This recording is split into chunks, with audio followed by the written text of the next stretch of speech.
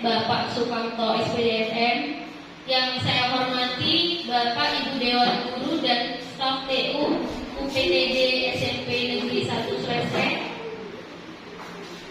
Puji syukur kehadirat Allah Subhanahu wa taala yang telah melimpahkan rahmat serta hidayahnya sehingga kita bisa berkumpul pada seminar hari ini.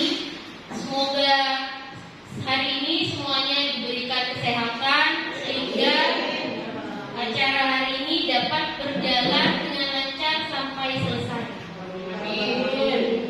Sholawat serta salam semoga tercurah limpahkan kepada junjungan kita Nabi besar Muhammad Sallallahu Alaihi Wasallam,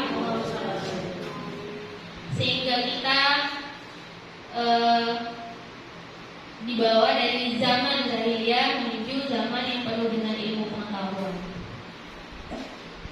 Bapak Ibu, topik yang akan disampaikan pada seminar hari ini yaitu mengenai implementasi budaya positif di UPTD SMPN 1 Sresek. Saya, Lisa Mayadiani, selaku moderator yang bertugas akan memandu jalannya seminar hari ini. Yang pertama, saya akan memperkenalkan penyaji yang terdiri dari satu, Ibu Hamamah SPD, Ibu Siti Hamamah SPD. Yang kedua, Ibu Dwi Zayaroh SPD. Yang ketiga, Ibu Ika Nurmanisi SPD. Dan yang keempat, Ibu Amania Fibriani SPD. Baik, agenda yang akan kita laksanakan pada hari ini yang pertama yaitu pembukaan, yang kedua sambutan dari kepala sekolah, yang ketiga penyampaian materi, yang keempat refleksi, dan yang kelima penutup. Acara yang pertama yaitu pembukaan. Mari kita buka acara ini dengan membaca basmalah. Bismillahirrahmanirrahim. Acara yang kedua yaitu sambutan dari Bapak Sukamto SPDFM selaku Kepala Sekolah UPTD SMP Negeri 1 Sresek. Kepada dia waktu dan tempat kami persilahkan. Terima kasih. Assalamualaikum warahmatullahi wabarakatuh. Waalaikumsalam warahmatullahi wabarakatuh. Bismillah, alhamdulillah, la haula wala quwwata illa billah. Allahumma shalli ala sayyidina Muhammad wa ala sayyidina Muhammad. Amma ba'du.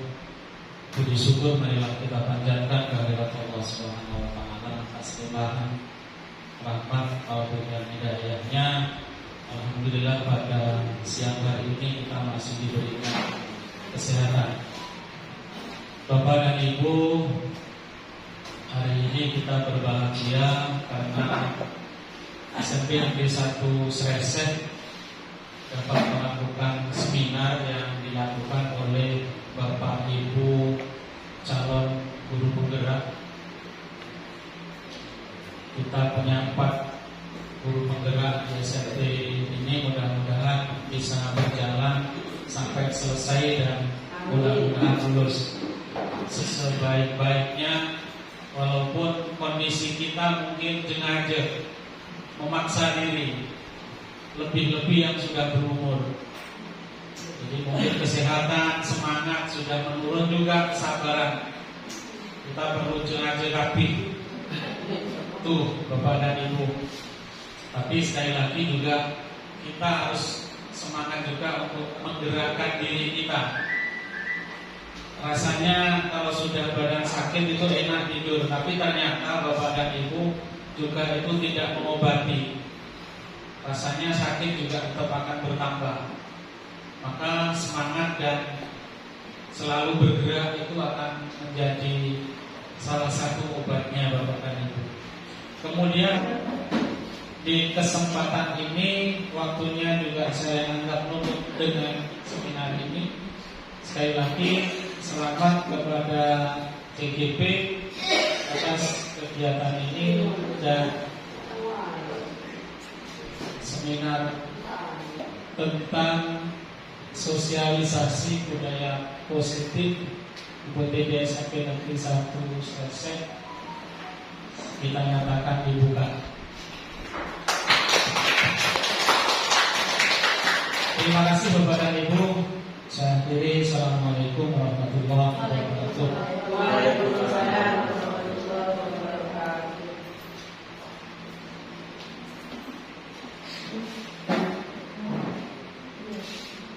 Untuk acara selanjutnya adalah penyajian materi sebagai inti acara.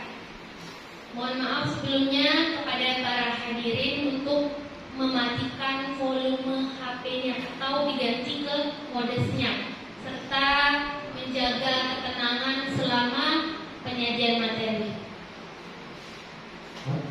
Baik, kepada para penyaji dipersilakan untuk mempresentasikan materinya.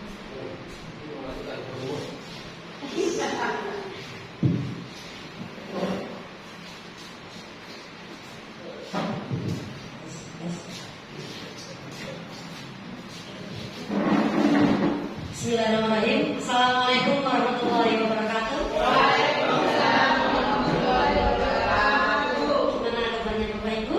Alhamdulillah. Coba sambil lalu ini kan sudah siang ya, monggo semuanya stand up juga. Semuanya berdiri.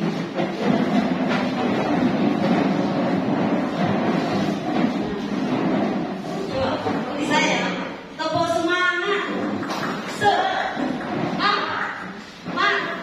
Semangat, yes. Ya, sekali lagi. Coba pakai dulu. 1, 2, 3. Tepuk semangat. Semangat. Semangat, yes. Once again, sekali lagi semuanya. Ayo. Tepuk semangat. Semangat. Semangat, yes. Oke, terima kasih. Silakan duduk kembali, Bapak Ibu. Terima kasih Bapak Ibu ya, bisa sekalian. Jadi supaya tidak ngantuk, tadi saya berikan sedikit test break ya. Terima kasih kesempatannya yang diberikan kepada kami. Jadi tujuan dari kegiatan kali ini yaitu terkait dengan aplikasi ataupun implementasian terkait dengan aksi nyata kami. Kami para JGP Angkatan ke-6 di UPTD SMP Negeri 1 Sresek sebagai bukti aksi nyata modul 1.4. Judul kita kali ini yaitu terkait dengan seminar implementasi budaya positif di UPTD SMP Negeri 1 Sresek yang dipresentasikan oleh saya sendiri Ibu Siti Mama, Ibu Dwi Siayoro, Ika Yanti Nurmanise, dan yang terakhir adalah Ibu Amania Febriani. Presented by kami berempat. Next, coba Bapak Ibu tenangkan hati sambil lalu tadi ada yang ngantuk, ada yang batuk-batuk, ya udah beberapa ke depan itu sehat ya. Jadi harus fokus belajar bagaimana kita menghadirkan rasa ingin tahu, bersyukur dan juga belas asih. Amin.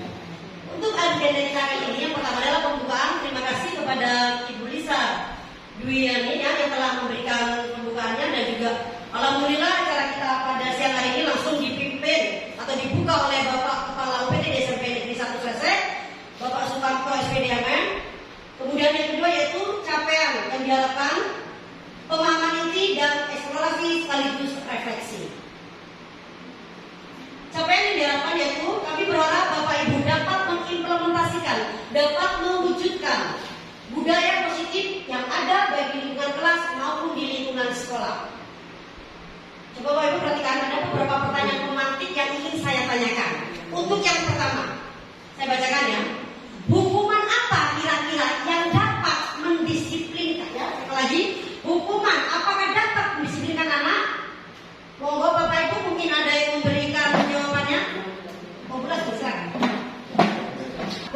Waalaikumsalam warahmatullahi wabarakatuh. Perkenalkan, nama saya Bu Sulasmi. Saya akan menjawab pertanyaan yang pertama. Hukuman apa? Apakah hukuman dapat mendisiplinkan? Hukuman apa yang dapat mendisiplinkan anak? Hukumannya karena dengan hukuman anak-anak itu bisa cerah dengan tindakan yang sudah dilakukan sehingga tidak melakukan pelanggaran lagi. Terima kasih. Terima kasih. Mungkin ada dari yang lain, kami persilakan. Memberikan efek jerah, jadi supaya anak-anak tidak melanggar aturan, kalau lebih seperti itu ya. Kemudian pertanyaan kedua, pemberian hukuman dengan hal positif, seandainya kita memberi anak-anak hukuman membaca atau membersihkan halaman, apakah kira-kira dengan hukuman tersebut dapat mendisiplinkan anak? Kira-kira mungkin gimana Bapak Ibu? Silakan Bu Eni. Untuk oleh anak untuk membaca memang hukumannya itu sangat positif untuk menambah literasi, tapi kadang-kadang hukuman itu disepelekan oleh anak-anak. Paling nanti kalau saya dihukum paling suruh baca lagi seperti itu. Kalau membaca, Iya. yang membersihkan kelas, membersihkan halaman itu sepertinya tekanan batin itu.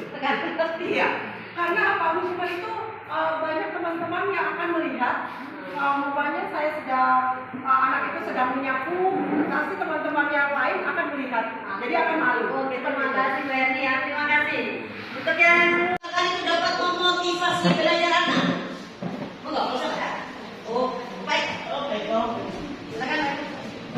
Tidak, kalau saya pertama misalkan seorang peserta didik atau anak itu melakukan hal yang baik atau positif, maka kita akan beri penghargaan supaya untuk memotivasi belajarnya dan juga untuk memotivasi teman-temannya yang lain. Akan tetapi apabila anak yang kita beri penghargaan tersebut suatu saat turun prestasinya, maka juga akan bisa menjadi bumerang bagi dirinya. Jadi saya antara setuju dan tidak. Terima kasih Pak Eko atas jawabannya. Terima kasih Bapak Ibu ya. Jadi tidak ada jawaban salah ataupun benar. Kata kuncinya adalah tergantung dari situasi dan kondisinya. Bisa jadi dengan hukuman itu bisa memberikan efek jerah. Tetapi sekali lagi kita harus berpikir bahwa ketika memberi hukuman itu ada satu kondisi-kondisi di mana itu pun tidak membuat jerah anak. Malah anak bisa membuat kesalahan lebih lebih parah lagi, atau bisa terjadi seperti yang Bu Hari tadi sampaikan. Ketika anak disuruh menyapu nanti bisa malu, kurang lebih seperti itu ya. Ataupun seperti yang Pak Eko sampaikan bahwa penghargaan itu juga bisa memberikan motivasi supaya yang tadi itu termotivasi menjadi lebih baik, atau bisa menjadi bumerang bagi dirinya sendiri apabila dia seandainya ranking 1 tiba-tiba gak ranking 1, itu malah akan berbalik arah, dia akan malu, kurang lebih seperti itu ya. Next, di sini ada beberapa topik Bapak Ibu yang ingin kami sampaikan. Untuk yang pertama terkait dengan saya sendiri akan menyampaikan di nomor pertama yaitu disiplin positif ya, disiplin positif dan juga bagaimana menerapkan nilai-nilai kebajikan universal.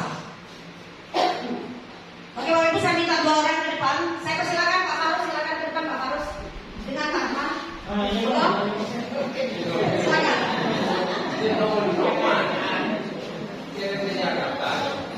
Silakan Pak Farus dengan Kak Ahmad. Oke. Pak Farus, Kak Ahmad, monggo silakan dilihat. Jadi di sini coba Pak Farus sebagai A dan Pak Roman berperan sebagai B. Jadi Pak Farus berusaha untuk menempatkan tangannya. Pak Farus silakan tempatkan tangannya sekuat-kuatnya. Kemudian tugasnya Pak Roman harus bisa menebak kira-kira apa sih yang ada di kepalanya Pak Farus ini. Rahasia apa yang Pak Farus sembunyikan dari Anda? Coba Pak Roman berusaha dengan sekuat tenaga, gimana caranya? Bisa merayu atau menghadik atau bisa harus buka dong apa kira-kira saya boleh merayu dengan tulus-tulus atau dan sebagainya. Coba silakan praktekkan kira-kira. Kira-kira coba Bapak Ibu lihat, Pak Farus mau buka nggak kira-kira? Pak Farus mau buka nggak? Meskipun Pak Roman merayu? Meskipun dikasih uang kira-kira? Oke. Silakan duduk kembali, terima kasih Pak Farus. Nah, di sini Bapak Ibu kata kuncinya adalah sama dengan kepala kanan kita. Ya, kalau kita mempunyai sesuatu yang memang menjadi salah satu street atau rahasia mungkin pribadi kita atau mungkin kepentingan yang memang urgent ya punya milik kita akan berusaha untuk mempertahankan. Kurang lebih seperti itu ya kan? Next, perubahan paradigma ya atau teori kontrol atau teori pilihan yaitu yang pertama adalah ilusi guru adalah mengontrol murid. Kemudian ilusi bahwa semua ya penguatan yang positif, efektif dan sangat bermanfaat. Kemudian yang ketiga adalah ilusi bahwa kritik dan membuat orang merasa bersalah itu dapat menguatkan karakter. Jadi kita tuh kalau suka menyalahkan orang dengan segampang itu kan, kenapa? dalam sebuah ada bilang never judge a book by its cover. Gampang sekali kita menyalahkan orang, padahal kita nggak ngaca sama diri kita sendiri. Apakah kita sudah baik apa belum? Kemudian yang terakhir adalah ilusi bahwa dewasa itu memiliki hak untuk memaksa. Kadang-kadang kita sebagai guru kan kadang berpikir bahwa kita ini punya kuasa. Bagaimana kita menuntut sesuatu menjadi apa yang kita mau? Itu salah Bapak Ibu ya. Next, di sini coba Bapak Ibu sekarang diperhatikan bahwa ada perubahan ya dari disiplin positif dan nilai kebajikan. Di stimulus respon ya, bahwa realitanya kebutuhan kita itu sama Bapak Ibu ya. Kemudian di teori kontrol, Bapak Ibu harus tahu bahwa realitanya kebutuhan kita itu berbeda-beda. Kemudian semua orang itu melihat hal yang sama. Ya, di sini di teori kontrol mengatakan bahwa kita harus berusaha memahami bagaimana pandangan orang lain tentang dunia. Artinya dari stimulus respon teori kontrol ini mengatakan bahwa kita jangan berpikir ala kita sendiri. Kita harus menyesuaikan dengan apa yang orang juga pikirkan. Nah, di sini juga Bapak Ibu ada teori disiplin positif di mana bahwa Anda itu tidak bisa mengontrol orang lain. Seperti tadi, Pak Faros mengepang tangannya dengan sekuat-kuatnya. Kemudian ada yang B, Pak Rahman tadi berusaha gimana caranya supaya bisa membuka. Tapi Pak Faros punya prinsip, tidak, saya tidak mau. Nggak mau dibuka, karena itu privasi saya. Nah, itulah yang dinamakan salah satunya Anda berhak mengontrol apa yang ada di diri Anda sendiri. Kemudian semua perilaku itu memiliki sebuah tujuan, karena hidup itu pasti punya tujuan. Next, model berpikir win-win solution, bahwa kita berusaha menyelesaikan sesuatu itu tidak berdasarkan menang salah atau salah kalah dan sebagainya, tapi bagaimana kita berusaha untuk menang-menang atau win-win solution. Next, selanjutnya bahwa realita kebutuhan kita itu berbeda. Oleh karena itu Bapak Ibu, kita harus berusaha memahami apa saja sih yang menjadi kebutuhan orang lain, apa saja sih yang menjadi pola pandang orang lain juga. Di situ kita bisa menghargai keberagaman yang ada. Kemudian di sini makna disiplin. Kira-kira Bapak Ibu makna disiplin menurut panjenengan apa? Ya, kalau di sini ada kata kuncinya yaitu taat, ya. Taat itu artinya patuh, ya. Sekali lagi, pengertiannya adalah kepatuhan kepada peraturan, tata tertib dan sebagainya. Dalam pengertian disiplin tersebut ada dua kata kuncinya. Yang pertama adalah bagaimana kita patuh. Yang kedua adalah aturan atau tata tertib. Tetapi kalau kita kembali ke tadi, bahwa makna disiplin sendiri adalah sebenarnya belajar bagaimana kita mengontrol diri, menggali segala potensi yang ada pada diri kita, sehingga kita mampu menerapkan nilai-nilai kebajikan universal yang ada dalam diri kita. Jadi jangan pernah berpikir bahwa disiplin itu merupakan ketaatan kita dalam hanya mentaati peraturan-peraturan yang ada, tapi lebih pada bagaimana kita mengontrol diri kita untuk bisa menggali potensi yang ada dalam diri kita, untuk menggapai nilai-nilai kebajikan yang ada dalam diri kita masing-masing. Selanjutnya, menurut Ki Hajar Dewantara menyatakan bahwa disiplin, di mana ada kemerdekaan, disitulah ada disiplin yang sangat kuat. Sungguh pun disiplin itu bersifat self-disiplin, artinya mewajibkan kita sekeras-kerasnya, tetapi sama aja jikalau kita tidak melakukan self-disiplin. Wajiblah penguasa lain mendisiplinkan kita. Artinya, sehebat-hebat pun apapun kita, kalau kita enggak belajar mendisiplinkan diri kita sendiri, ya, atau memotivasi diri kita sendiri, percuma. Kita dimotivasi orang berkali-kali, ya, tapi diri kita sendiri nggak mau, itu percuma. Jadi di situ seperti yang disampaikan Ki Hajar Dewantara, disiplin adalah salah satunya. Bagaimana kita bisa mendisiplinkan diri kita sendiri. Dan seperti yang tadi saya sampaikan, dalam sebuah kedisiplinan kita harus menerapkan nilai-nilai kebajikan universal. Apa saja sih? Yaitu sifat-sifat positif manusia yang mana merupakan tujuan mulia yang ingin dicapai oleh setiap individu. Artinya, nilai-nilai tersebut bersifat universal atau berlaku pada manusia tanpa membeda-bedakan. Di sini nilai-nilai kebajikan yang dicapai oleh manusia, oleh setiap anak Indonesia, dikenal dengan istilah dengan profil pelajar Pancasila. Ya, salah satu contohnya seperti ini Bapak Ibu, beriman dan bertakwa pada Tuhan Yang Esa, anak mulia, terus negara global, pelayan mandiri,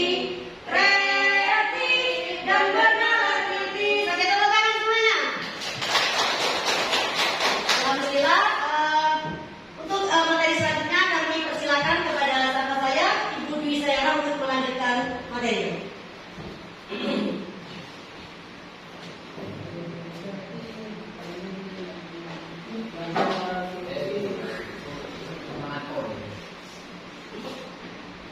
Terima kasih, saya akan melanjutkan materi yang telah disampaikan oleh teman kami yaitu Ibu Mama.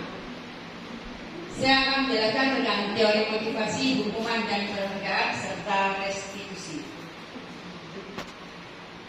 Teori motivasi pada perilaku manusia itu ada 3. Yang pertama yaitu untuk menghindari ketidaknyamanan atau hukuman. Sedangkan yang kedua untuk mendapatkan imbalan dari orang lain atau penghargaan, di mana teori yang pertama dan kedua ini merupakan motivasi eksternal. Kemudian yang ketiga yaitu untuk menghargai diri sendiri. Yang ketiga ini adalah merupakan tujuan dari disiplin positif yang timbul dari dalam diri seseorang, yaitu kesadaran yang timbul dari dalam diri seseorang yang merupakan tujuan dari disiplin positif yang disebut dengan motivasi internal. Nah, di sini dihukum oleh penghargaan. Apa itu dihukum oleh penghargaan? Sini penghargaan berlaku sama dengan hukuman dalam arti meminta atau membujuk seseorang melakukan sesuatu untuk memenuhi suatu tujuan tertentu dari orang yang meminta atau membujuk. Dorongannya yaitu dari eksternal dan ada faktor ketergantungan. Dan beberapa dampak dari pemberian penghargaan tersebut di sini ada 5. Nah, ini ada 5 pengaruh. Ada pengaruh jangka pendek dan panjang. Di sini ada penghargaan menghukum. Kemudian yang terakhir itu penghargaan merusak hubungan. Kita lanjut. Nah, bentuk program kebajikan salah satunya yaitu apresiasi. Dalam memberikan apresiasi atau pengakuan yang perlu diingat ada beberapa hal. Yang pertama yaitu beri dukungan secara khusus. Artinya apabila ada seorang murid di dalam kelas memiliki prestasi tertentu, maka sebaiknya seorang guru itu memanggil anak tersebut di suatu ruangan tertentu dan memberikan suatu apresiasi atau suatu penghargaan agar yang lain itu tidak menimbulkan suatu keirian. Kemudian yang kedua, memberikan pengakuan secara pribadi. Ketiga, memberi pengakuan kepada semua murid. Kalau pengakuan kepada semua murid, contohnya di dalam suatu kelas itu ada, misalkan ada seorang murid yang telah melaksanakan tugas atau mengerjakan tugas dengan baik, maka kita memberikan penghargaan misalkan dengan tepuk tangan.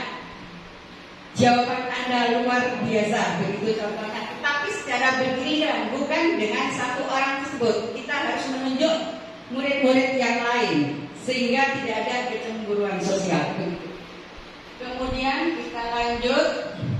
Nah, kalimat sebagai contoh pengakuan atau apresiasi kebajikan di sini contohnya yaitu kemarin saya perhatikan rasa empatimu besar sekali pada saat menolong murid baru di kelas kita. Nah, kalimat pembukanya adalah kemarin saya perhatikan. Mana nilai kebajikannya? Rasa empati. Nah, pada situasi apa? Pada saat menolong murid baru di kelas kita. Itu salah satu contohnya. Kemudian contoh yang lain yaitu terima kasih untuk rasa tanggung jawabmu pada saat kamu memungut kertas-kertas yang bermasalah. Nah, mana nilai kebajikannya? Nih, rasa tanggung jawab. Dalam situasi apa? Pada saat kamu memungut kertas-kertas yang bermasalah. Tuh, contohnya. Sekarang ada pertanyaan reflektif, bisa Ibu baca itu. Apakah Bapak Ibu bisa membacanya? Alhamdulillah. Sudah baik Jakarta, karena sudah berumur. Tadi lihat dibaca aja ibu bacaannya. Iva kurang menguasai pelajaran matematika, sehingga pada saat pelajaran tersebut berlangsung, dia lebih banyak berdiam diri atau menggambar di buku pelajarannya. Pada saat guru matematikanya, yaitu Pak Seno, menanyakan pertanyaan kepada Iva menjadi gugup dan tak sengaja menjatuhkan tasnya dari kursi, serta tiba-tiba menjadi gugup pada saat berupaya menjawab. Seluruh kelas pun tertawa. Seluruh siswa di dalam kelas tertawa melihat perlakuan Iva yang bicara tergagap dan terkejut tersebut. Pak Seno pada saat itu membiarkan teman-teman Iva mentertawakan Iva yang tergagap dan malu luar biasa. Dan Pak Seno meminta Iva untuk maju ke depan dan berdiri di depan kelas sambil menunjuk hidungnya karena tidak bisa menjawab pertanyaan Pak Seno. Kelas makin gaduh dan anak-anak pun tertawa melihat Iva di depan kelas memegang ujung hidungnya. Nah, pertanyaannya yang pertama, apakah Anda setuju dengan tindakan Pak Seno terhadap Iva? Mengapa? Silakan Bapak Ibu, mungkin ada yang mengomentari dari pertanyaan tersebut. Ya, silakan Pak Isnaini. Menurut saya tidak setuju apa yang dilakukan oleh Pak Seno, karena itu bisa menimbulkan bullying dan membiarkan teman-temannya menertawakan sehingga kelas menjadi gaduh dan tidak kondusif untuk dilaksanakan pembelajaran. Dan itu pun bukan hal yang baik bagi perkembangan siswa ini. Ya, silakan untuk yang kedua. Menurut Anda tindakan Pak Seno itu hukuman karena tidak memberitahu terlebih dahulu. Sebenarnya sebagai guru apabila ada muridnya yang tidak konsentrasi atau tidak memperhatikan ditegur, nah itu kan dibiarkan terus langsung memberikan pertanyaan dan memberikan hukuman. Nah itu kurang baik, itu hukuman. Terima kasih. Terima kasih jawaban. Oke, itu kesimpulannya ya. Jadi Pak Seno telah membiarkan, maka Pak Isnani menjawabnya dengan tidak setuju. Nah, apakah itu merupakan hukuman? Ya, karena membiarkannya dan mendapatkan hukuman berdiri di depan kelas dan sambil memegang hidungnya. Kita lanjut. Hukuman konsekuensi dan restitusi. Dalam menjalankan aturan keyakinan kelas atau sekolah, bila mana ada suatu pelanggaran, tentunya sesuatu harus terjadi. Tindakan terhadap suatu pelanggaran pada umumnya berbentuk hukuman atau konsekuensi. Kalau hukuman itu memang suatu peraturan yang dibuat dari satu pihak. Kalau konsekuensi itu dari kedua pihak. Kalau dalam kelas itu kesepakatan antara siswa dengan guru, apa yang harus dilakukan dan apa konsekuensinya. Kalau hukuman dari satu pihak, tentang orang seperti apa yang mereka inginkan dan bagaimana mereka harus memperlakukan orang lain. Itu seperti yang disebutkan oleh dosen pada tahun 1996 ya. Nanti tentang restitusi itu, segitiga restitusi nanti akan dijelaskan lagi oleh teman kami. Nah, ini ada identitas gagal dan identitas sukses, di mana yang membedakan hukuman, konsekuensi, dan restitusi. Kalau pada hukuman itu bersifat negatif, kalau konsekuensi itu netral, sedangkan restitusi itu bersifat positif. Ya, di mana hukuman itu adalah sesuatu yang menyakitkan. Kalau kita melanggar, ya harus hukumannya harus Kemudian kalau konsekuensi itu kan sudah ada kesepakatan, maka sesuatu itu harus terjadi. Kemudian kalau eksekusi itu merupakan suatu pilihan, anak dibimbing bagaimana cara menyelesaikannya sehingga antara siswa dan murid itu, antara murid dan guru memperoleh solusi yang sama-sama menang, tidak ada yang kalah. Di sini ada studi kasus, mohon Bapak Ibu perhatikan di depan.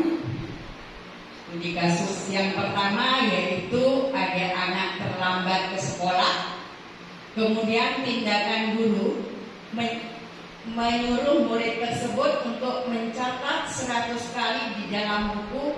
Kalimat yang dicatat yaitu saya tidak akan terlambat lagi. Nah, sekarang Bapak Ibu jawab, apakah tindakan guru tersebut merupakan hukuman atau konsekuensi? Silakan Bapak Ibu. Pak Is. Pak Is menjawab hukuman. Kemudian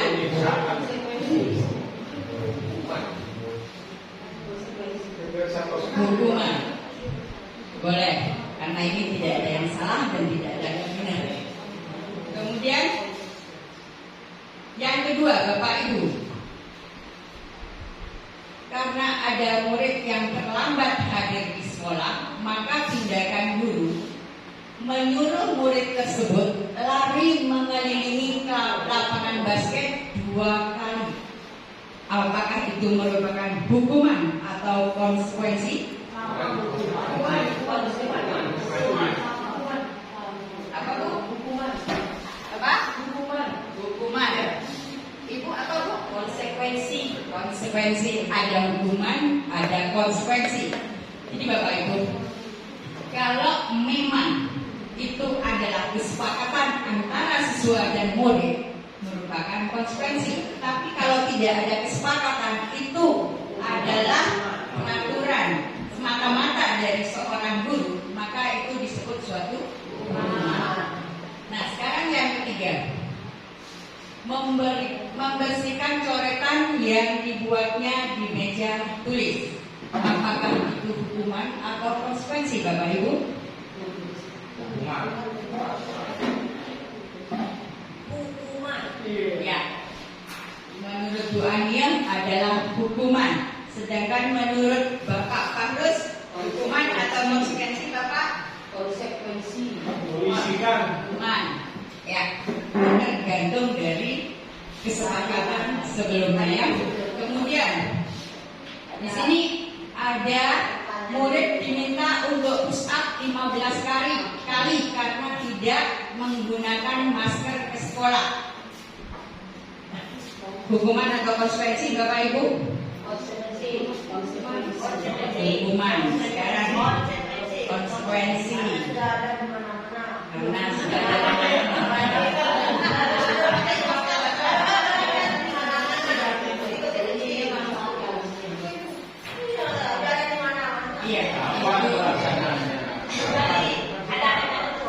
ada yang menjawab konsekuensi, ada yang menjawab hukuman. Sekarang lanjut.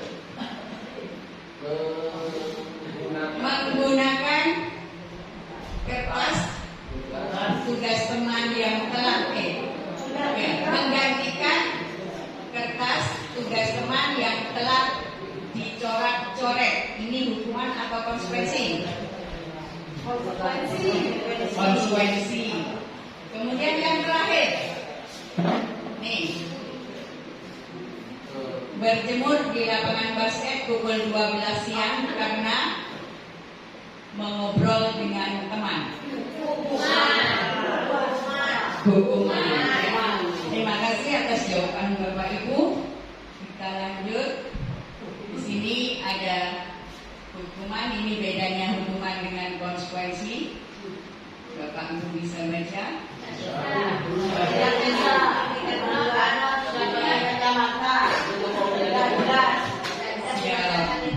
Ya, yang pertama kalau hukuman itu sesuatu yang menyakitkan dan harus terjadi Kalau konsensi sesuatu harus terjadi.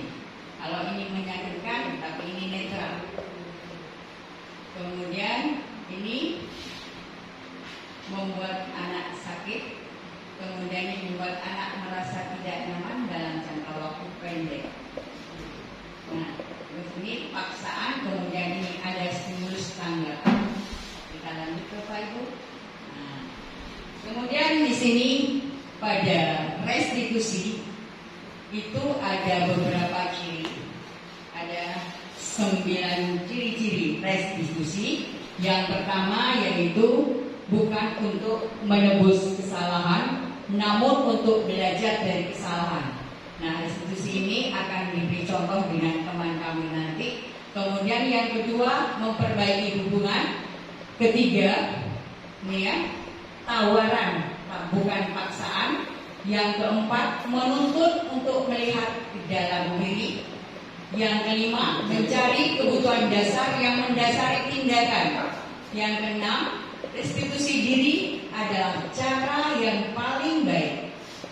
Restitusi diri yaitu kesadaran dari diri seseorang sendiri. Kemudian fokus pada karakter bukan tindakan. Yang kedelapan, fokus pada solusi. Yang kesembilan, mengembalikan murid yang berbuat salah pada kelompoknya. Jadi saling menghargai. Terima kasih.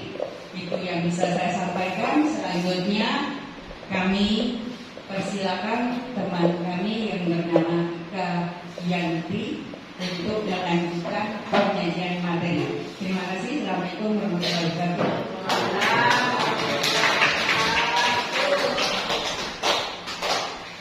Semangat. Ya, assalamualaikum warahmatullahi wabarakatuh. Masih semangat? Oke. Coba ini ada speaking ya. Jadi kalau saya mengatakan semangat, semangat, semangat, semangat. Nah, karena sekarang siang jadi bilangnya semangat siang, semangat siang, semangat siang. Bisa ya? Bisa. Ya. Bagaimana? Masih semangat? Semangat. Terima kasih, tepuk tangan untuk kita semua.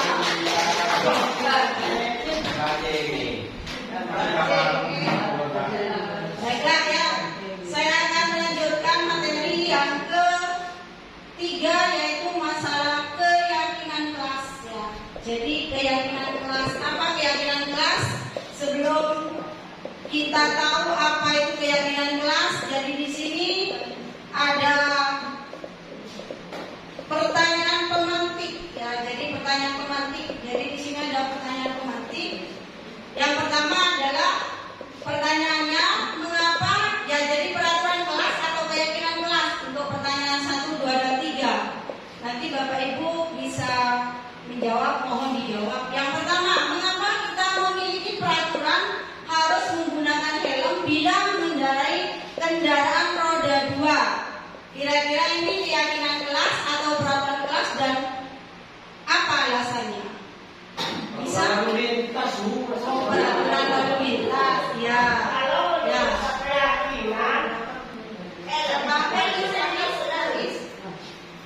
Menggunakan helm bila mengenai itu peraturan yang sudah ditetapkan oleh pemerintah, dalam hal ini kepolisian.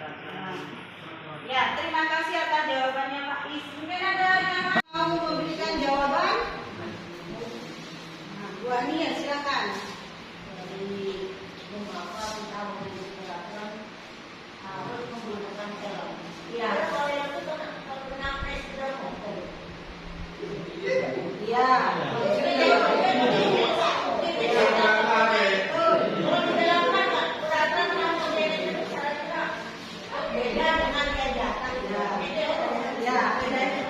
Terima kasih atas jawabannya. Ada yang lain? Ya, silakan. Kalau mengikuti keyakinan itu harus menggunakan helm. Ya. Kalau helm itu kena presiden motor. Ya. Kalau di dalam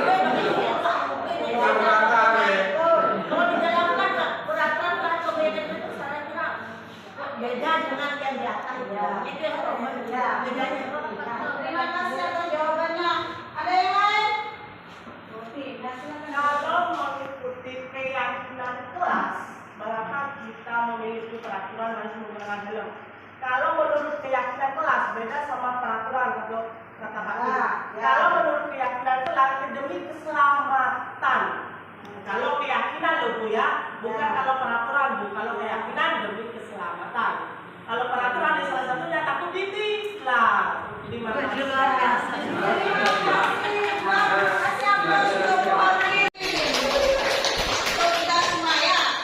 Ya, jadi di sini tidak perlu saya jawab, nanti akan terjawab dengan sendirinya. Ya, kenapa kok memakai helm itu ada yang mengatakan itu peraturan lalu lintas, kemudian ada yang mengatakan itu demi keselamatan. Nah, jadi nanti akan terjawab dengan sendiri. Next, yang kedua, ya, mengapa kita memiliki peraturan 3M yaitu menggunakan masker, mencuci tangan dan menjaga jarak 15 meter.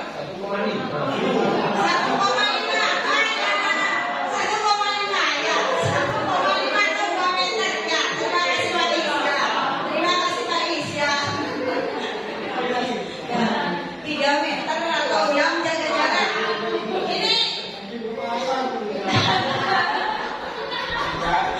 yang jaga jarak 1,5 meter atau 2 meter, ya betul sekali ya. Ya ini jawabannya apa ya? Karena ada COVID.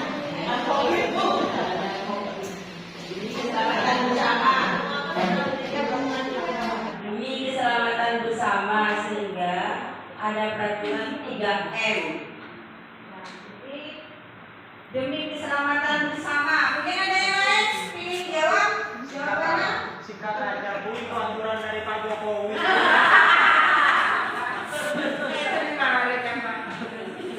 Ya, di samping untuk menjaga keselamatan kita dengan saran ikhtiar kita untuk bisa terlepas dari penyakit.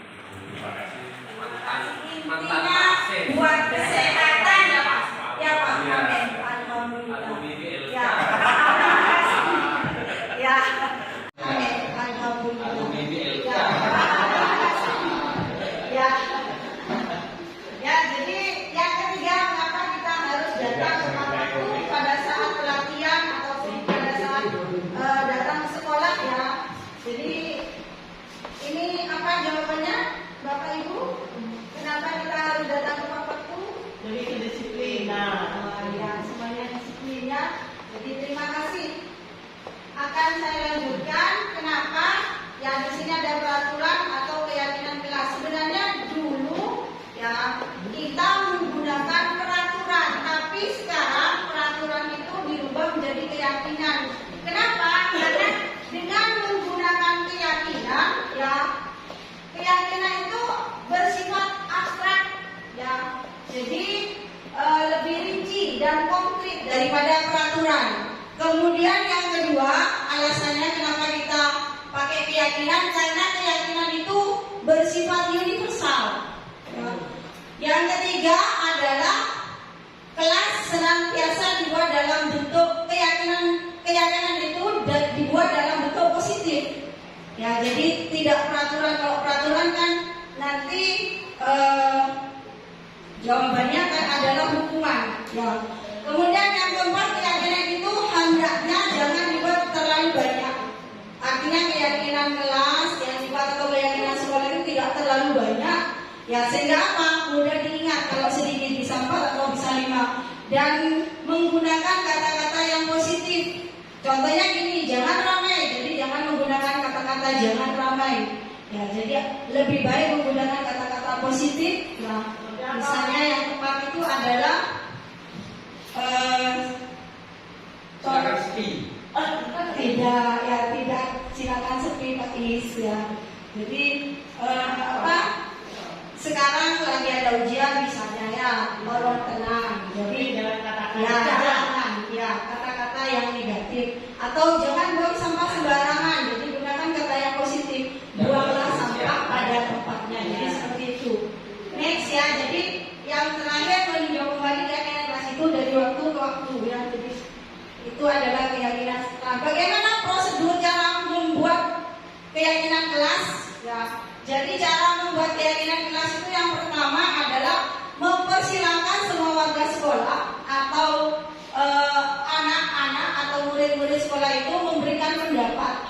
tentang apa? Aturan yang ingin dibuat atau disepakati. Kalau kan peraturan itu kan dibuat oleh orang tertentu, cuma satu pihak. Tapi kalau keyakinan kelas ini ya dari semua warga atau dari semua murid yang ada di dalam sekolah tersebut. Kemudian yang kedua, mencatat, memberikan masukan-masukan. Ya, mencatat bisa di kertas atau bisa juga di papan. Ya. Yang ketiga, menyusun keyakinan kelas itu dengan menggunakan, tadi saya sudah katakan, menggunakan kalimat dalam bentuk yang positif, jangan negatif. Kemudian setelah itu baru meninjau kembali. Ya, meninjau kembali mana yang harus dibuat peraturan dan mana yang tidak. Artinya mana yang sama dan mana yang tidak. Setelah meninjau kembali baru kemudian kita tuliskan keyakinan kelas itu apa yang dihasilkan, baru kemudian kita taruh di kelas atau taruh di suatu tempat yang bisa terbaca oleh semua warga sekolah atau kelas tersebut. Next. Jadi itu tadi tentang keyakinan kelas. Sekarang saya lanjutkan kepada kebutuhan dasar manusia. Jadi kebutuhan dasar manusia itu sebelum saya jelaskan ada 5 sebenarnya kebutuhan dasar manusia. Di sini ada pertanyaan pemantik, ya. Ada suatu pertanyaan bisa diperhatikan atau bisa dibaca. Saya bacakan mungkin kurang jelas. Ibu Amba, guru wali kelas 2A di SD Pelita Hati, sedang bingung menghadapi ulang salah satu murid di kelasnya yang bernama Doni. Beberapa anak di kelas 2A telah datang padanya dan mengeluhkan bahwa Doni ini sering sekali meminta makan siang, ya, dengan paksa. Jika Anda menghadapi situasi seperti Ibu Ambar, kira-kira apa yang akan kita lakukan? Kira-kira apa Bapak Ibu yang akan kita lakukan kalau kita menjadi Ibu Ambar? Ya, silakan Mas. Mungkin yang pertama untuk Ibu Ambar memanggil anak tersebut, Doni tersebut, di luar kelas sehingga anak itu bisa menyampaikan apa yang alasan apa sehingga dia sering mengambil makanan tersebut. Ya, terima kasih. Ada yang lain? Apa sama jawabannya atau berbeda? Katanya Bu Lasmi dengan cara memanggil Doni. Nah, tidak langsung memarahi, jadi memanggil Doni. Kemudian menanyakan kenapa Doni minta makan siang pada teman-temannya. Ya, jadi ya, oke ya. Jadi setelah itu kira-kira apa ya alasan Doni melakukan hal itu tadi?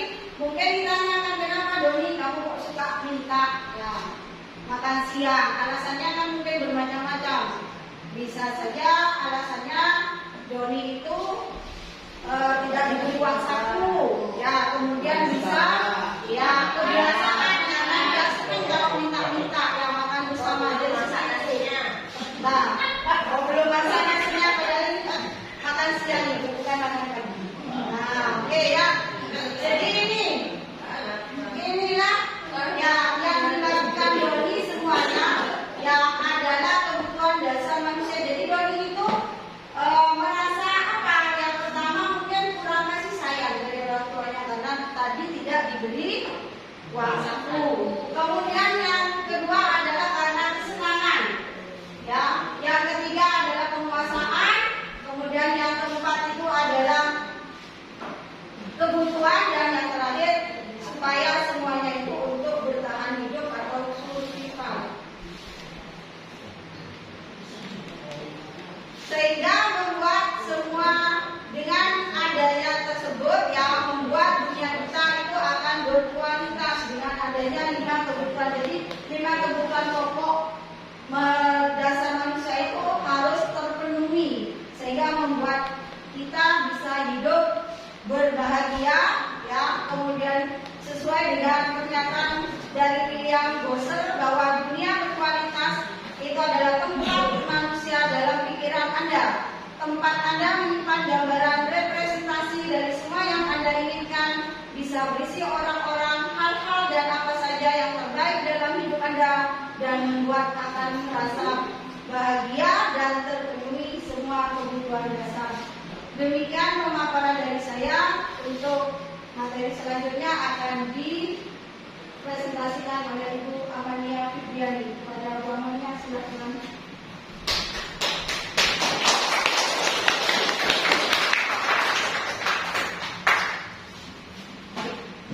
Terima kasih Ibu Ika. Terima kasih Bapak Ibu ya, mohon bersabar kalau saya sudah selesai, berarti selesai juga materi hari-harinya. Baik, saya akan melanjutkan materi yang kelima, yaitu tentang posisi kontrol. Nah, posisi kontrol kita sebagai guru, sebagai pendidik, atau bahkan juga sebagai orang tua yang bisa kita terapkan di rumah, ada 5 ini Bapak Ibu.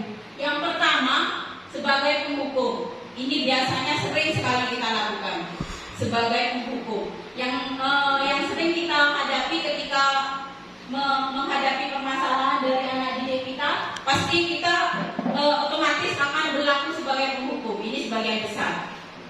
Kita biasanya akan langsung berkata dengan menghardik, dengan marah dan sebagainya. Kemudian posisi yang kedua ada pembuat merasa bersalah. Jadi kita ini ketika anak didik kita melakukan kesalahan, maka kita akan berlaku berkata, kamu sudah mengecewakan ibu, kamu sudah mengecewakan bapak. Jadi akan timbul rasa bersalah dari anak didik kita tersebut. Yang ketiga, kita memposisikan diri sebagai teman. Jadi kalau sebagai teman, ayo kamu lakukan yang terbaik ya demi ibu atau bapak, nah seperti itu. Nah itu posisi kita sebagai teman. Yang keempat, posisi sebagai pemantau. Biasanya pemantau ini kita melakukannya dengan mengukur dan menghitung. Bisa dengan memberi rewards atau penghargaan, apresiasi dan sebagainya. Nah, posisi yang paling ideal Bapak Ibu, dan ini diharapkan diterapkan oleh kita di kurikulum Merdeka Mengajar ini, adalah posisi sebagai manajer. Karena di posisi sebagai manajer ini kita selain menumbuhkan nilai positif dari diri siswa itu, kita juga berusaha untuk menumbuhkan karakter-karakter baik dari anak didik kita. Jadi tidak langsung menghukum seperti penghukum atau hanya membuat merasa bersalah seperti posisi yang kedua. Nah, ini ada pertanyaan. Dari pertanyaan ini kira-kira siapa, posisi apa yang menyatakan kalimat-kalimat itu? Kalimat yang pertama, saya kecewa dengan kamu. Nah itu kita, kalau kita berkata seperti itu, kita memposisikan diri kita sebagai apa Bapak Ibu? Dari 5 posisi kontrol yang tadi, apakah sebagai penghukum, pembuat merasa bersalah, teman, pemantau, ataukah sebagai manajer? Membuat merasa bersalah gitu ya Pak ya. Saya kecewa sekali dengan kamu. Ada yang berpendapat lain Bapak Ibu? Tidak ada? Baik. Yang pertanyaan kedua, kamu tidak pernah benar melakukannya. Kira-kira kita memposisikan diri kita sebagai apa? Posisi tidak benar. Tidak benar. Mungkin masuk ke posisi antara penghukum dan posisi mengecewakan. Bisa jadi dua-duanya dipakai. Kenapa? Silakan motif. Mungkin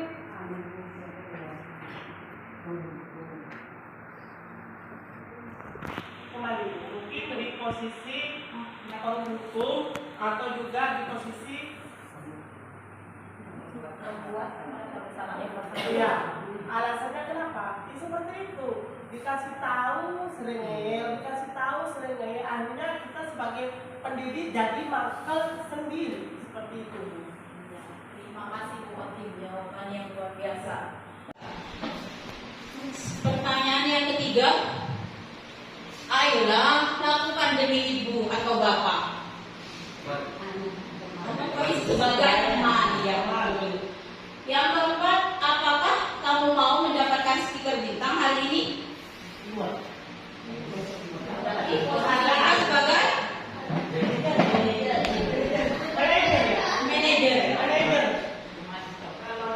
Iya, kalau memberikan penghargaan berarti kita mengukur dan menghitung Bapak Ibu. Kalau mengukur dan menghitung berarti kita memposisikan diri sebagai pemantau. Ya.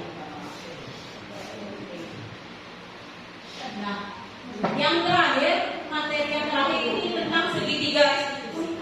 Sekali lagi Bapak Ibu, kami di sini di depan ini tidak bermaksud menggurui, kami hanya men-sharing ilmu yang kami dapat dari pendidikan guru penggerak karena ini wajib kami imbaskan. Mungkin kita semua sudah pernah melakukan segitiga restitusi ini. Cuma kita belum tahu kalau namanya adalah segitiga restitusi. Atau mungkin kita tidak melakukan langkah-langkahnya secara utuh seperti yang sekarang dipraktekkan ini. Jadi dalam segitiga restitusi ini merupakan salah satu solusi ketika muncul permasalahan dari siswa dan kita harus menanganinya. Ada 3 langkah dalam segitiga restitusi. Yang pertama, kita harus menstabilkan identitas dulu. Menstabilkan identitas ini kita bisa berkata berbuat salah itu gak apa-apa, itu manusiawi. Nah, semua orang pasti pernah berbuat salah. Gak ada manusia yang sempurna. Seperti itu contohnya. Kemudian setelah menstabilkan identitas, kita memvalidasi tindakan yang salah itu. Contoh kalimatnya seperti itu. Oh, padahal ya, kamu tuh sebenarnya bisa loh melakukan lebih buruk lagi daripada ini. Tapi ternyata kamu tidak melakukannya. Nah, seperti itu Bapak Ibu. Kemudian yang terakhir adalah menanyakan keyakinan. Keyakinan apa sih yang sudah kamu langgar? Misalnya seperti itu. Apa nilai-nilai yang sudah kita sepakati ini kaitannya dengan keyakinan kelas tadi yang sudah dijelaskan oleh Ibu Hidayati. Mungkin yang sudah kita lakukan sampai saat ini hanya sampai di langkah yang kedua, hanya validasi. Kita jarang sampai langkah yang ketiga, menanyakan keyakinan. Karena intinya dalam segitiga restitusi itu kita menumbuhkan rasa tanggung jawab dari siswa tersebut untuk memperbaiki kesalahannya. Kan yang selama ini terjadi, kita selalu guru yang memberikan solusi. Oh, kamu harus begini. Oh, kamu harus begitu. Nah, itu sampai saat ini yang sering kita lakukan seperti itu.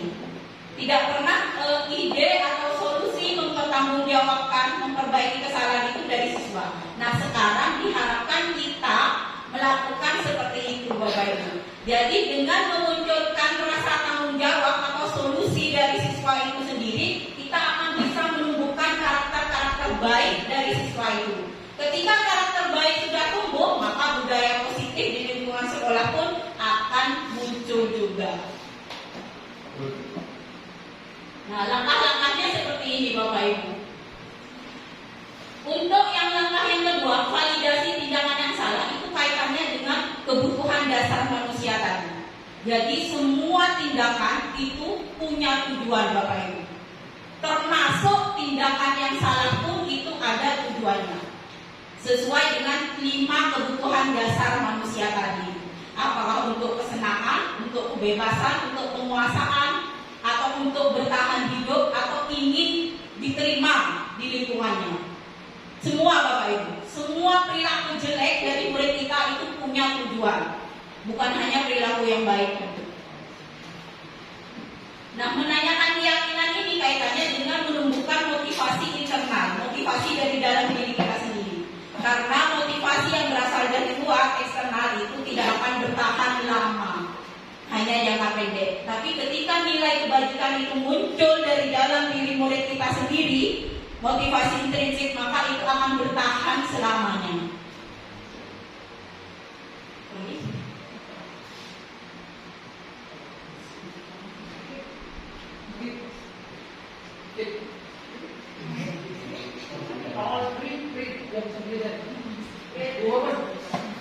Tadi ini pada waktu istirahat pergi ke kantin, kemudian main lempar-lemparan makanan, gak sengaja kena ke ibu kepala sekolah yang sedang lewat. Kemudian oleh Pak Joko ditanya kenapa melakukannya. Jawaban Haji dan Mario tidak sengaja melakukan jawabannya mereka senang melakukan itu.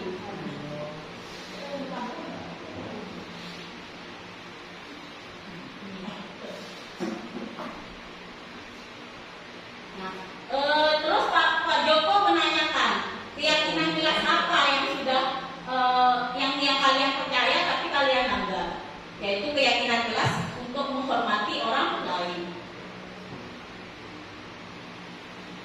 Terus Pak Joko juga memvalidasi tindakan mereka itu dengan cara ya semua orang bisa mendapatkan rasa senang kan, tapi tidak harus merugikan orang lain. Oke, sekarang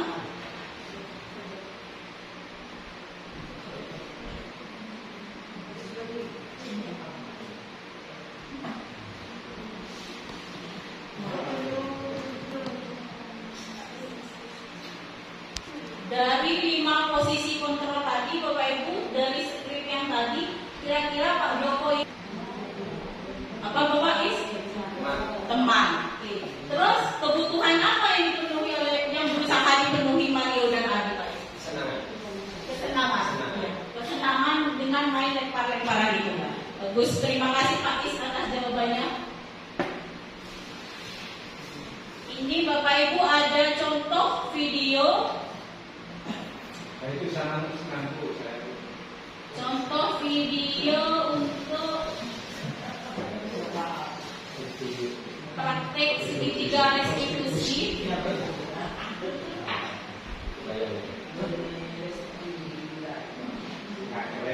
Kasusnya adalah siswa datang terlambat.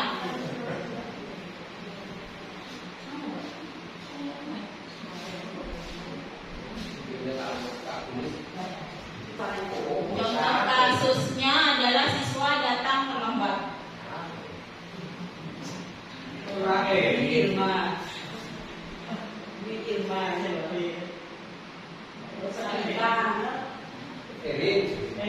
Erin muncul kerupuk.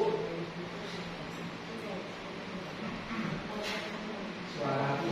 Ada suara.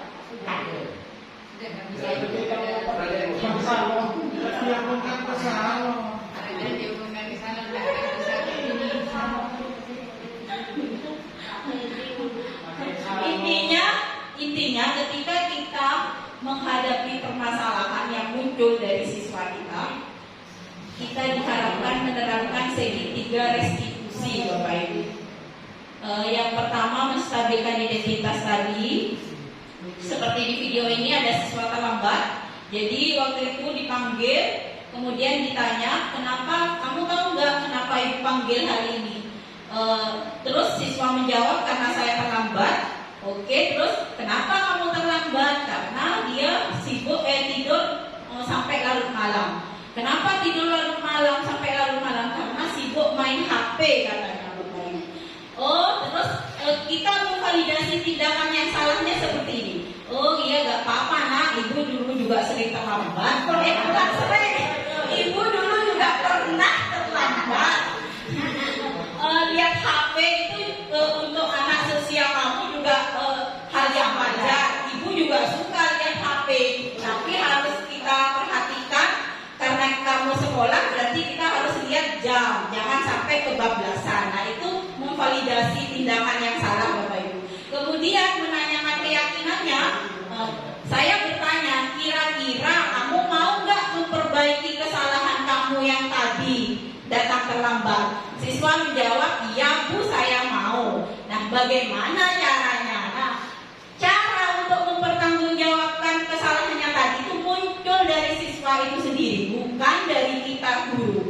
Jadi dia menjawab, saya tidak akan main HP sampai tengah malam. Saya akan bangun lebih pagi. Saya akan berangkat lebih awal. Kalau tidak ada sepeda motor, saya akan mencari tebengan ke temannya. Nah, seperti itu Bapak Ibu. Praktek segitiga restitusinya. Oke. Kalau ibunya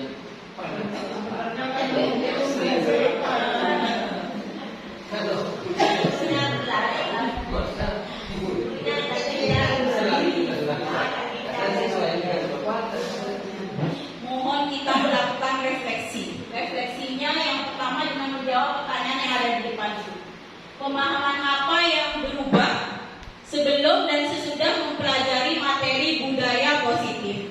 Saya minta Bapak Kepala Sekolah mungkin untuk merefleksikan pelajaran hari ini.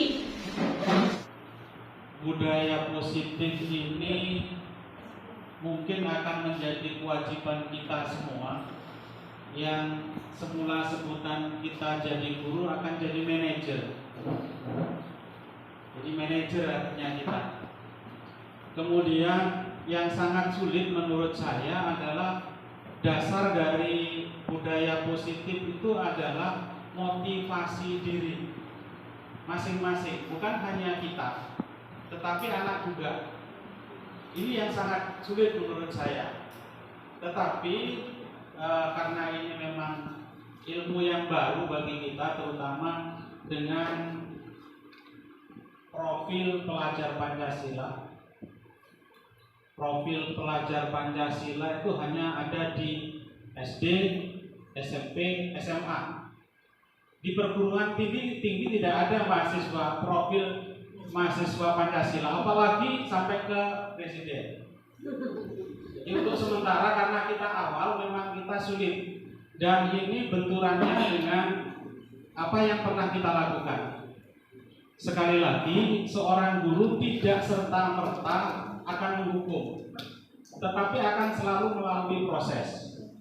Bapak dan Ibu mungkin terkejut, latar belakang saya mungkin tidak pernah dialami Bapak dan Ibu. Saya tobat menjadi lebih baik karena dijantur.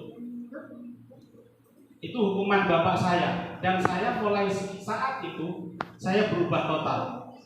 Dari proses sudah diberitahu, sudah dikejar-kejar, sampai terakhirnya saya dijantur. Dijantur itu ditali kakinya yang diangkat. Ini dialami, saya alami. Jadi bagaimanapun kita sudah berusaha sebenarnya jadi guru yang baik. Kemudian juga memberikan sebenarnya tujuan setiap kita mengajar itu sudah mengarahkan sebenarnya untuk membuat keyakinan bersama, satu kesepakatan. Tapi yang paling tidak yang saya harapkan dan saya garis bawahi bahwa ada hal-hal yang mungkin lebih positif, dan hal baru ini harus kita coba semuanya di sekolah kita. Jadi anggapan bahwa kita selalu menilai anak-anak itu dengan hal yang mungkin kurang bagus, perlu juga kita imbangi dengan ilmu-ilmu baru tadi, sehingga bisa kita sepakati bersama bahwa inilah memang tujuan dan keyakinan kelas bersama. Itu dari kami. Terima kasih untuk Bapak CDP yang sudah memberikan wawasan baru, ilmu profil pelajar Pancasila. Terima kasih. Kita semua terima kasih Bapak. Satu lagi refleksi pembelajaran kita hari ini, Bapak Ibu, silakan. Apa sih yang berubah sebelum dan sesudah kami presentasikan materi hari ini? Kemudian apa kira-kira rencana ke depan yang bisa Bapak Ibu lakukan untuk perubahan di sekolah kita misalnya? Ya, silakan Ibu Ania. Dengan apa yang baru dibawakan itu mengenai banyak tulisan yang bagus, yang mengenai hukuman. Dan mungkin hukuman ini mungkin tidak berlaku pada istilah hari ini, tetapi juga pernah dilakukan oleh yang di depan-depan itu semua, yang pernah jadi murid sini. Mungkin itu bisa membawa dendam sampai sekarang tuh, saya kira percaya itu guys. Percaya masih diantara mereka tuh ada dendam di antara guru-guru yang pernah apapun dilakukan oleh guru, kalau ditempeleng atau dicewer ataupun dibuat lari telanjang ataupun ya sebanyak-banyaknya dengan kesalahan ya sedikit sekali. Kesalahan yang mungkin itu tak bisa dibandingkan sampai jiwa anak itu sampai sekarang kalau saya rasakan sampai punya anak, kalau papa sanjang saya itu seakan hanya dendam. Bukan suatu pendidikan yang mana pendidikan itu harus dibina yang sesungguhnya. Mendidik itu memang sulit sekali. Membuat watak seseorang itu menjadi bagus, menjadi baik, berakhlak dan bermoral itu lebih sulit daripada memberi makanan setiap hari. Kalau makanan itu tanam besar, dimasak, diberi makan sudah selesai. Tetapi wataknya itu yang sulit sekali dibentuk. Jadi kalau hukuman yang tadi diberikan oleh dari semua guru atau ibu-ibu yang ada di sini, itu saya minta maaf saja ya. Kalau kamu ada yang gendang-gendang itu ya, sampai hari ini saya rasakan masih banyak dilakukan oleh dahulu memang karena waktu itu memang keadaannya semacam itu. Keadaan karena bukan karena hukuman diberikan semata-mata karena memang dilakukan kesengajaan, tetapi karena melihat keadaan dari bangsa kita dan negara itu terlalu minus. Kalau dulu kita nggak namanya dokar itu paling mewah. Dokar itu paling mewah, kendaraan paling mahal untuk saya. Sepur itu juga paling mewah. Jadi kalau sekarang ada yang lain dari sampai sekarang itu hanya dari kedisiplinan kalian, kedisiplinan dari semua apakah yang dilakukan oleh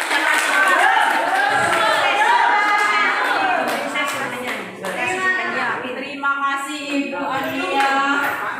Ibu yang mau berefleksi hari ini? Cukup? Ada lagi apa ya? Silakan Bu Hakim. Apa rencana ke depan yang ingin Anda terapkan di lingkungan sekolah atau kelas? Rencana saya ke depan, saya akan menerapkan kepada siswa saya, khususnya siswa kelas 7B,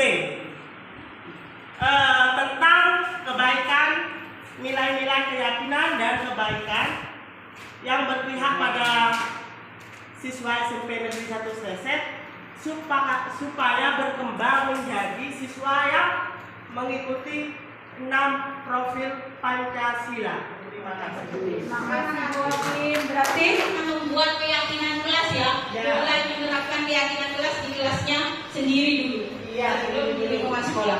Baik, Bapak Ibu, terima kasih atas waktunya semua. Penerapan budaya positif ini pastinya tidak mudah. Semua butuh proses dan mari kita berproses bersama-sama. Seperti slogan pendidikan guru penggerak, tergerak, bergerak, dan menggerakkan. Akhir salam, terima kasih Bapak Ibu. Terima kasih Bapak Ibu, kurang lebihnya kami mohon maaf. Wabillahi taufiq wal hidayah. Wassalamualaikum warahmatullahi wabarakatuh.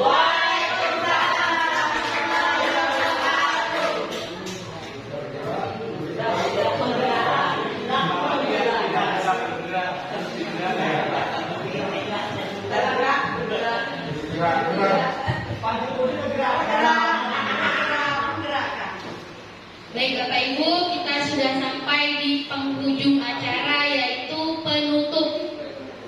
Mari kita tutup acara ini dengan membaca hamdalah bersama-sama.